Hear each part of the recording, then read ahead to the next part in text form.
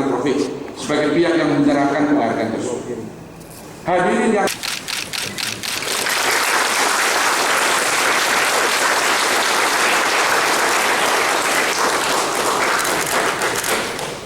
dari Bill Gates Foundation 3 tahun yang lalu kita bertemu dan kita sepakat untuk kerjasama membantu Indonesia dan polio fund di dunia. Maka filantropik itu selalu di dalam kuliah umum maupun dalam pembicaraan saya, filantropik itu bukan sekedar persepuluhan menurut orang Kristen atau mungkin infak menurut agama Islam atau kelenteng bilang sembako. Filantropik jauh di atas itu dan jauh lebih dalam.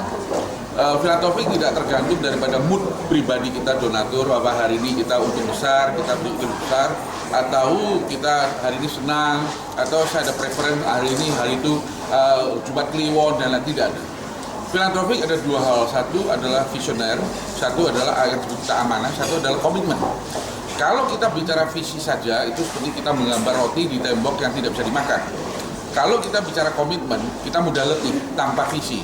Nanti orang akan kita tiap kali bangun sudah menunggu begitu banyak permintaan, jadi orang bisa mudah letih. Tapi kalau kita ada penglihatan, kita ada visi ini mengontrol kehidupan kita, maka suatu fun, suatu sukacita kita melakukan filantropik. Dan filantropik itu harus continuity, sustainable. Dia bukan satu zaman, satu waktu, satu season.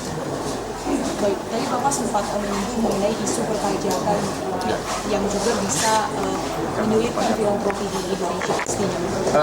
Saya tidak ahli dalam perpajakan Indonesia karena tiap negara memiliki kondisi yang berbeda. Tapi kalau di Amerika, sudah saya jelaskan latar belakangnya, orang Amerika salah satu faktor ingin menyumbangkan uangnya kepada filantropi karena menghindari pajak warisan dan juga pajak korporasi, karena itu tax deductible. Tapi tidak dengan Indonesia. Indonesia kita lakukan filantropik harus setelah tax, dan saya kira semua itu baik aja. Yang perlu itu ada niatnya, komitmennya yang kita kan bisa UGM ini kalau nggak salah masih nomor 700 di dunia. Menurut saya itu sangat disayangkan. Ambil contoh negara tetangga kita Singapura, itu top 20 di dunia, NUS itu top 20, di Asia itu cuma 3 universitas yang masuk top 20, satu Tokyo U, satu Beijing U, satu NUS. Padahal tetangga aja 1 jam seperempat. Karena risetnya, jurnal-jurnal yang ditulis oleh profesor kurang. Kita sekarang hadirin conference. Dan itu profesor menghadapi masalah, kalau kita pergi itu kan ada masalah soal biaya dan lain-lainnya. Sehingga itu menjadi hambatan. Demikian juga kesehatan dokter di Indonesia juga jarang conference, jangan terus jurnal kalau terlalu sibuk kan pasiennya, jadi tidak ada waktu. Kalau nggak sibuk ke pasiennya, nggak punya uang untuk berangkat. Jadi dilematis. Ini satu faktor yang kita perhatikan. Kedua, jelas adalah riset. Riset itu adalah kekuatan daripada sebuah universitas. Tanpa riset, universitas tidak bisa dikatakan bagus.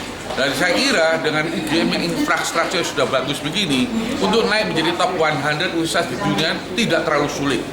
Hanya maksudnya ada beberapa bidang, satu tadi riset itu termasuk library, laboratorium, auditorium, dan segala perangkat software maupun hardware-nya. Itu saya kira mudah diselesaikan karena sudah cukup bagus. Nah sekarang adalah masalah benefit profesor. Saya tawarkan kepada Bu Rektor dan para profesor, saya bilang mestinya kalau di luar negeri itu profesor banyak terima donasi yang disebut fellow professor.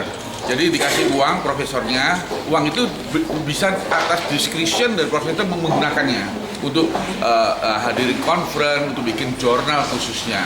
Nah itu kita harapkan bahwa di UGM kita bisa memulai dengan hal itu. Itu sangat membantu profesor dengan lebih leluasa, tanpa banyak kekhawatiran di belakang bisa menyelesaikan hal itu. Tiga jelas adalah kita harapin swasta juga bisa partisipasi dalam hardware-nya. Misalnya bagaimana memperbaiki library daripada UGM.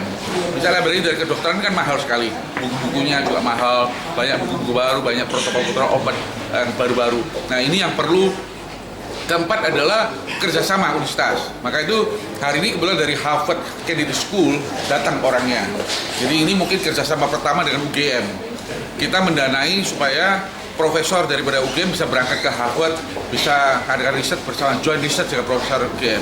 Lalu scholarship, bahwa kalau universitas UGM banyak mahasiswa yang ambil pasca sarjana atau doktoral degree, kita bisa mendukung mereka untuk ngambil di Harvard.